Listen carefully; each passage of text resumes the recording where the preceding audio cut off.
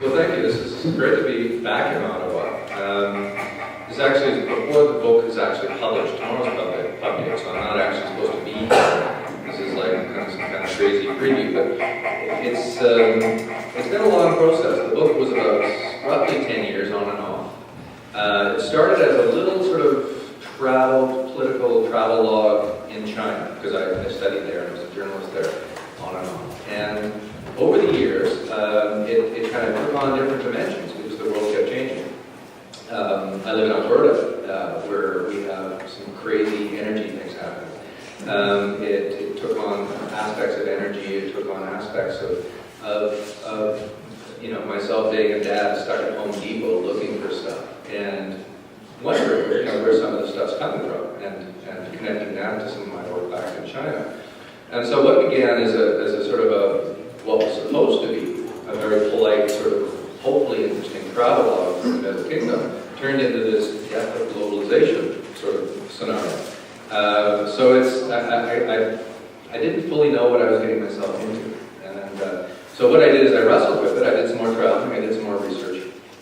Missed a few deadlines in the process.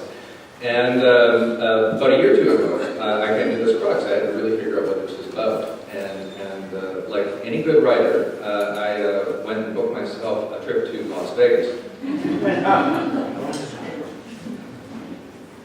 The reason for this mainly is that, not just by my view, but by many, is that Las Vegas is a prototype for today's economy. Our economy today is 70% driven by consumer activity. Shipping, shopping, spending, finance, travel, software. We don't actually make a whole lot of stuff anymore. And Las Vegas manages to make a success of this, based on the fact that it is a serving economy that is more or less about very calculated risk. So it's a place that has shaped our world, particularly so in North America, because a consumer economy is to some degree one of embodied risk. You'll start this guy coming down. Let's do that. And of course, Las Vegas has an underside, as does a consumer economy. A consumer economy connected, say, labor in the developing world, a consumer economy connected to practices concerning the extraction of energy. So I mean, there's a sort of hidden aspect to our economy that I was interested in.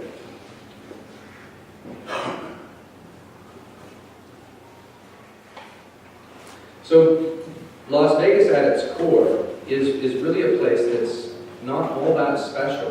What we have here is suburban sprawl. This is the back end of Las Vegas. This is the mall. This is the transport. This is the just-in-time production. This is people getting served, people spending more than what they have. People losing, people winning. Mostly people losing, because what Las Vegas teaches us is that house always wins in the end. And there's an aspect to today's economy that, for lack of a better term, is kind of gamed. Is that consumers, by and large, have been paying less for many essential things, or rather many non-essential things.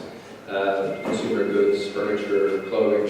But when it comes down to it, things like energy, food, and health, and education have all increased. And so even with the plenitude that we existed, the kind of Mandela, Walmart, and everything else that surrounds all our things, the contradiction is that many households are simply not getting ahead.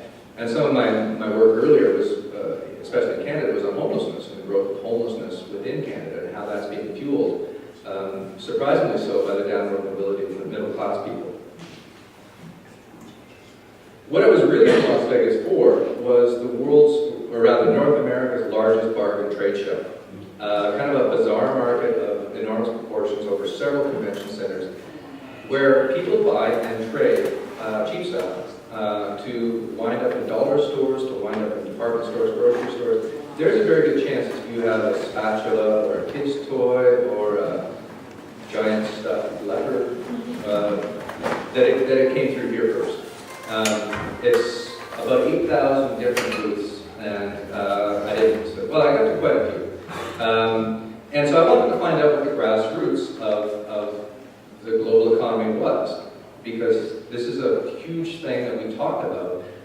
don't really get a chance to engage with in terms of what's behind the scenes, where does it all come from, how does it work, and how is it structured. And really, I mean, the people buying and selling, and these people aren't Walmart, these are people that are sort of in the greater economy that have followed Walmart's lead. They're just a bunch of regular people. There's family operations, such as father, son, sorts of things. And these are all photos that I took on the last day of the event when everybody sells off all their samples. So all the sellers become buyers. It becomes this massive bargain sell-off kind of stampede where people are like been buying all sorts of goods throughout the better part of the week, and then all of a sudden the last day they buy it, and the place goes nuts. It was really entertaining. So what I did is I was taking photos as people were coming out with their goods, with their prizes, with that kind of warm glow of actually having won something in Las Vegas.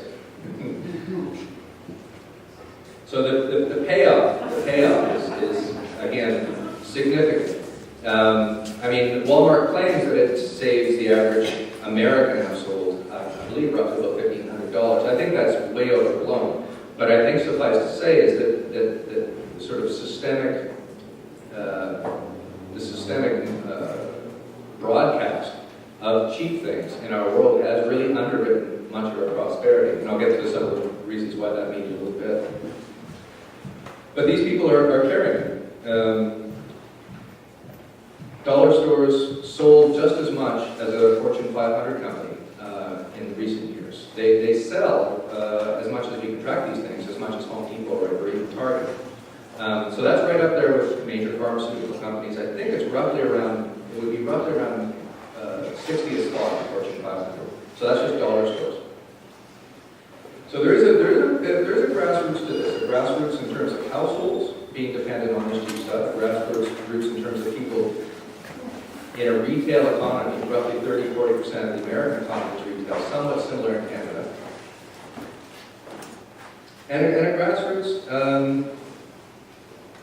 that extends further is that much of mainland China has been able to benefit from its exports. And I'll get into that more in a little bit.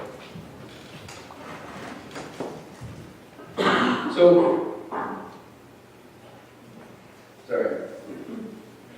I mentioned I got into doing work in China as a way of how this book started, why it is that I wound up going on about the death of globalization. And this is some photos I took when I was much, much younger during the democracy movement of 1989, when I was a student of Mandarin language there.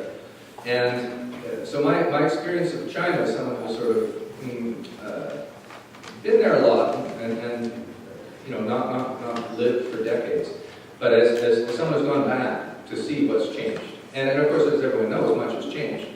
The Chinese miracle was based, the economic miracle, so to speak, was based on creating special economic zones in coastal cities and creating amazing infrastructure and logistics and transportation networks, so that there was really, it became, and as still is, there's no equivalent manufacturing capacity on the planet in terms of number of people, how fast, how well, how efficient they can move goods. It's actually, I argue, it's virtually impossible to pull off in a democracy. It just couldn't be done. But the democracy movement of '89 was, of course, squashed in a horrible way. Friends I know from that, one good friend of mine, after that wound up going to Shenzhen, where he worked in the factory for a while, made some money, came back home, bought a house and a bigger TV. And his experiences, I think, like that of other people I know from the mainland, is that, okay, sure, you work in a factory for a while. It was, some people have to, who come from more humble backgrounds, work in them indefinitely, but he was able to escape that, raise some money, and come back home. So by and large, the factory experience, the revolution of capitalism that happened there, wasn't entirely negative for him in the short term. Actually, there were some positive aspects. And this is why China still holds it together, is that there's a sort of a growth pact. Is that as long as the economy there can keep moving and